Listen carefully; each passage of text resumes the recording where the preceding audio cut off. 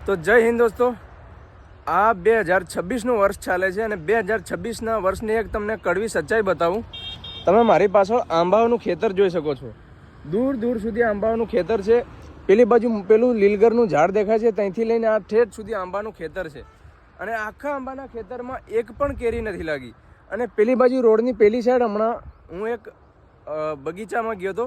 આટલું ને આટલું મોટું ખેતર છે, એ ખેતરમાં પણ એકે આંબો કેરી નથી લાગી. અને આ તો ઠીક, આ તો હજી નાના આંબા છે, પણ મોટા મોટા આંબા છે, દર વર્ષે ઢગલાબંધ કેરીઓ લાગે છે. એ આંબાઓમાં પણ આ વર્ષે કેરીઓ નથી લાગી.